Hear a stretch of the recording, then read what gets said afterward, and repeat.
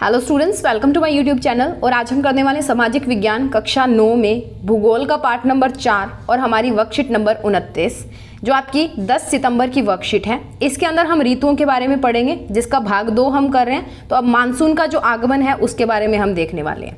तो मानसून का आगमन क्या होता है? देखो, मानसून क्या होता है कि हवाओं की जब दिशा बदलती है ना, उसके कारण मानसून आता है। सर्दियों में और गर्मियों में जब हवाओं की दिशा बदल जाती है तो दो तरह का मानसून वो बोलते हैं कि शीत ऋतु का भी होता है और ग्रीष्म ऋतु का भी होता है। अगर देखते हैं तो, पर आपके इतना नहीं है अभी तक। तो देखो कि जून के प्रारंभ में उत्तरी मैदानों में उच्च ताप के कारण निम्न दाब की स्थिति बन जाती है। क्या होता है कि प्रेशर, जितना तापमान ज़्यादा होगा, अब कोई गैस है उसको जितना आप गर्म कर दोगे, ठीक है, उतना उसका प्रेशर कम होता जाएगा। ठीक है, कोई आप किसी चीज़ के ऊपर प्रेशर लगा रहे हो, जितनी आप नॉर्मल कंडीशन है, आप आराम से नॉर्मल टेम्परेचर पे घर पे बैठे हो, आप उस पर दबाव लगाते जाओगे। पर बाहर से बहुत ज़्यादा गर्मी हो जाए तो आप क्या करोगे? आपका जो प्रेशर है वो कम होता जाएगा ना। ठीक है, तो वैसे क्या होता है कि जो उत्तरी मैदान है ना, वहाँ का जो ज़्यादा तापमान होता है वो क्या करता है, निम्न दाब की स्थिति बन जाती है। उसके कारण निम्न दाब की स्थिति बन जाती है। वहीं दक्षिणी समुद्रों में कम तापमान के कारण उच्च दाब की स्थिति जो है वो बन जाती है। कम तापमान, ज़्यादा प्रेशर, उच्च दाब, ज़्यादा तापमान, कम प्रेशर, निम्न दाब, ठीक है, जिसको गर्त भी बोला जाता है।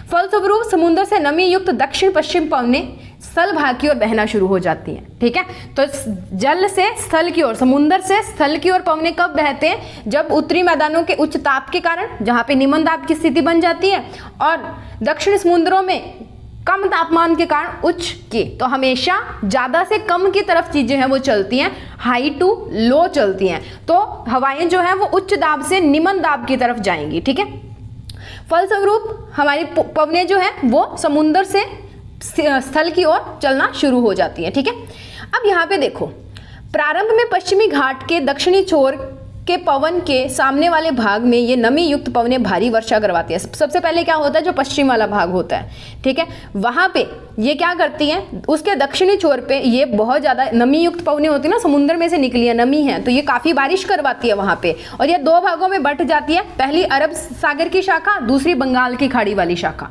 दो शाखाओं में बंट गई। उसके बाद में धीरे धीरे संपूर्ण भारत में को अपने अंदर ढक लेती है और इसको मानसून का आगमन कहते हैं। ये मानसून आ जाता है इससे। ठीक है, सर्वाधिक वर्षा भारत के उत्तर पूर्वी हिस्सों व द्वीपीय समूहों में होती है, जैसे अंडमान निकोबार द्वीप समूह जैसे है, लक्षद्वीप जैसे है, ठीक है, उनके अंदर और उत्तर पूर्वी हिस्सों में होती है। ठीक है, मेघालय में स्थित मानिसराम जो है वहाँ पे सबसे ज़्यादा बारिश जो होती है। मेघालय के अंदर मानिसराम जो है वहाँ पे सबसे अधिक वर्षा जो है वो होती है भारत के अंदर। उसके बाद में आपको ये जो मैप दिया हुआ है यहाँ पे देखिए, जो बहुत डार्क ब्लू कलर दिखाया हुआ है ना, डार्क ब्लू, बिल्कुल पूरा गूढ़ा नीला रंग, वो आपके हैं बहुत ज़्यादा बारिश वाले। जैसे ये द्वीप समूह हो गए, ठीक है, लक्षद्वीप और अंडमान निकोबार, और इधर वाला एरिया, ठीक है, और ये तटीय एरिया जो है। उसके बाद में थोड़े से जो आपको पर्पल कलर दिखाए हुए हैं वो उससे कम वर्षा, यानी कि 200 से लेकर 400 सेंटीमीटर जहाँ पे वर्षा होती है। उसके बाद में जो ये आपको हल्का नीला आसमानी रंग दिखाया, यहाँ पे 100 से 200 मीटर की होती है। इससे भी हल्का वाला नीला रंग है, वहाँ पे 60 से 100 सेंटीमीटर की होती है। ठीक है, उससे भी हल्का जो बिल्कुल हल्के वाला, वहाँ पे 40 से 60 होती है। और बिल्कुल वाइटिश जो हमारे पास सफ़ेद सा नीला जो है वहाँ पे 20 से 40, और बिल्कुल ये वाले हिस्से, ये यहाँ पे क्या होती है, यहाँ पे बहुत ही कम होती है। जैसे लद्दाख हो गया, गुजरात का कुछ क्षेत्र, राजस्थान में जैसलमेर वगैरह जो है वहाँ पे बहुत कम बारिश जो है वो होती है। ठीक है, अब उसके बाद हमारे पास क्या है, एक आप देखो, वर्षा में विराम। वर्षा में विराम मतलब कभी वर्षा होती है, ठीक है, दिन में 3-4 बार हो जाती है। जो मानसून की बारिश आती है ना, वो एक जगह पे होती है, दूसरी जगह पे होने के उसके आसार कम होते हैं। ठीक है, यानी कि उसके अंदर कुछ जो नम भाग भी होते हैं, यानी कि पानी वाले भी होते हैं, और शुष्क भाग भी होते हैं।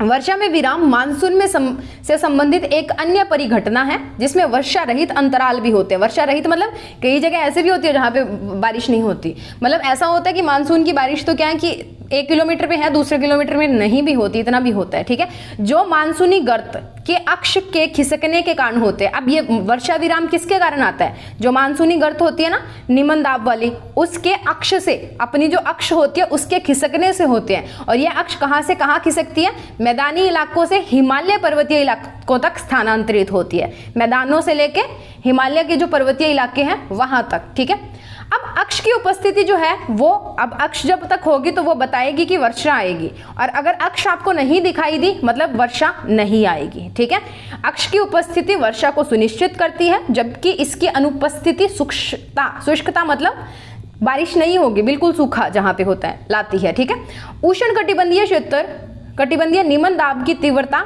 जो उष्णकटिबंधीय निम्न दाब की जो तीव्रता होती है, ठीक है, एवं आवृत्ति भी मानसूनी वर्षा की मात्रा व समय को निर्धारित करती है। तो मानसूनी वर्षा की मात्रा और समय को निर्धारित कौन करता है? एक तो उष्णकटिबंधीय निम्न दाब की तीव्रता और आवर्ती, दूसरा वर्षा विराम।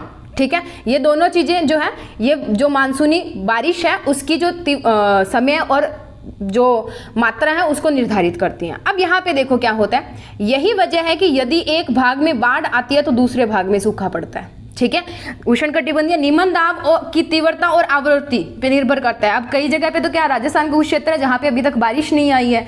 ठीक है, और काफ़ी सारे क्षेत्र ऐसे हैं जहाँ पे बहुत ज़्यादा बारिश आ गई है, बाढ़ के क्षेत्र, बाढ़ का कारण जो है वो बन चुके हैं बारिश वहाँ पे। ठीक है, अब यहाँ पे देखिए लास्ट पॉइंट, मानसून को उसकी अनिश्चितता के लिए जाना जाता है तथा इसका आगमन और वापसी अव्यवस्थित होते हैं। उसकी अनिश्चितता होती है, कई बार 20 दिन पहले आ जाता है, कई बार 20 दिन लेट होता है, कई बार चला 10 दिन पहले जाता है, कई बार 10 दिन लेट जाता है। तो जरूर उसका समय क्या होता है, हम एक संभावित समय बनाते हैं कि हम आशा करते हैं कि इस तारीख से इस तारीख के बीच में वो आ जाएगा। ठीक है, जरूर नहीं होता कि हम बोल दें कि 1 तारीख को आएगा तो वो 1 को आ जाता है। ठीक है, तो जैसे आपको ऊपर वाला मैप दिया हुआ है उसके अंदर आपको जो मानसून का आगमन है वो दिया हुआ है। जैसे यहाँ पे ये देखिए 5 जून का दिया है, 10 जून दिया है, 15 जून दिया है, अलग अलग क्षेत्रों में अलग अलग जो संभावित तिथियां हैं वो आपको दी गई हैं मानसून के आने की। ठीक है, सो उसके बाद में चलते हैं इसके क्वेश्चंस के ऊपर और क्वेश्चंस को डिस्कस कर लेते हैं।